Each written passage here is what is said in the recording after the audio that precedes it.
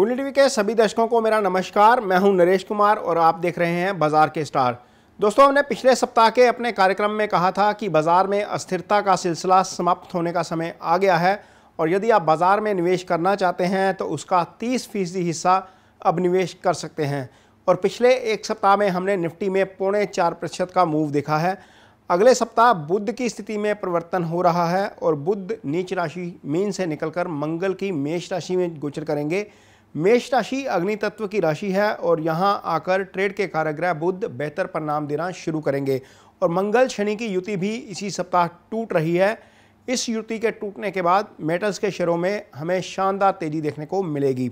लिहाजा यदि आप लंबी अवधि में निवेश करना चाहते हैं तो बैंक और मेटल के शेयरों पर ज़रूर फोकस रखें।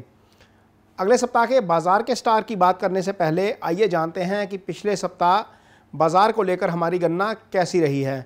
28 मार्च को चंद्रमा के मंगल के धनिष्ठा नक्षत्र में रहने और गुरु के उदय होने के कारण हमारी गणना बाजार में तेजी की थी और सोमवार को हमने बैंकिंग शेयरों में उछाल की बात कही थी और 28 मार्च को सेंसेक्स 388 अंक चढ़कर बंद हुआ और इस दिन हमें बैंक निफ्टी में भी तेजी देखने को मिली और बैंकिंग के अग्रणी शेयर जो हैं वो तेजी के साथ बंद हुए।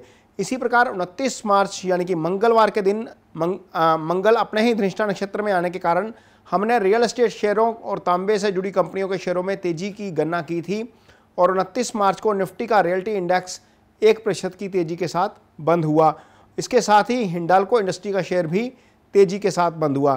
30 मार्च को चंद्रमा गुरु के पूर्व भाद्रपद नक्षत्र में थे और शुक्र मकर राशि से निकलकर कुंभ राशि में गोचर करने के कारण हमारी गणना लग्जरी और बैंकिंग शेयरों में अच्छे मूव दिखाने की थी और इस दिन भी बैंक निफ्टी 1.36% की तेजी के साथ बंद हुआ, जबकि इस दिन निफ्टी एफएमसीजी में भी तेजी के साथ कारोबार हुआ और होटल शेयर भी चढ़कर बंद हुए। 31 मार्च के दिन चंद्रमा के शनि के उत्तरा भाद्रपद नक्षत्र में रहने के कारण हमारी गणना मेटल शेयरों में अच्छा कारोबार होने की थी और इस दिन जेएसडब्ल्यू स्टील और जिंदल स्टील एंड पावर के शेयरों में हमें तेजी देखने को मिली।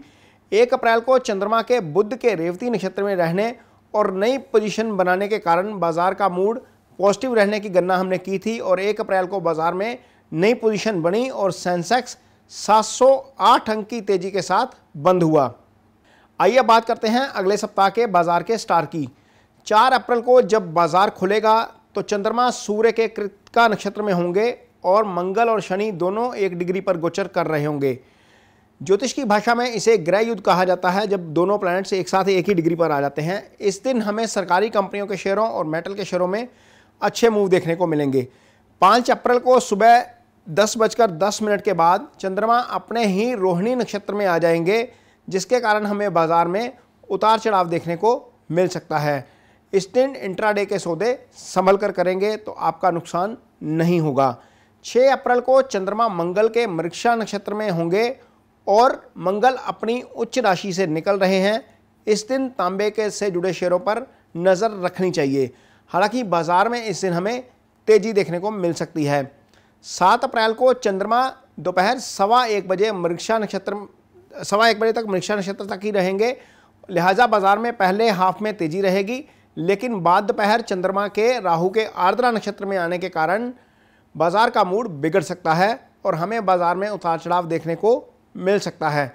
इसी दिन मंगल मकर राशि से निकलकर दोपहर 3:15 बजे कुंभ राशि में प्रवेश करेंगे। लिहाजा बाजार में आखिरी 1 घंटे के दौरान मेटल के शेयरों पर खास फोकस रखना चाहिए। ऐसे शेयरों में पोजीशन बनाते वक्त सावधानी से काम लें। 8 अप्रैल को चंद्रमा गुरु के पुनर्वसु नक्षत्र में रहेंगे और इस दिन दोपहर करीब 12 बजे बुध अपनी नीच राशि मीन से निकलकर मेष राशि में आ जाएंगे। लिहाजा इस दिन दोपहर 12 बजे के बाद बाजार में तेजी देखने को मिलेगी और बैंकिंग के शेयरों में अच्छा कारोबार होगा। दोस्तों, ये तो था अगले हफ्ते का बाजार का स्टार। ये कार्यक्रम आपको कैसा लगता है हमें कमेंट बॉक्स में अपनी राय ज़रूर दीजिए। ये एक ज्योतिषीय सलाह का कार्यक्रम है। यदि आप बाजार में इंट्राडे निवेश करते हैं या पोजिशनल इन्वेस्टमेंट है आपकी या स्विंग ट्रेड करते हैं तो किसी अच्छे निवेश सलाहकार की राय ज़रूर लें। बाजार के फंडामेंटल ज़रूर देखें और इसके चार्ट्स जो हैं शेयरों के ज़रूर देखें। इसके साथ ही मुझे दीजिए इजाज़त।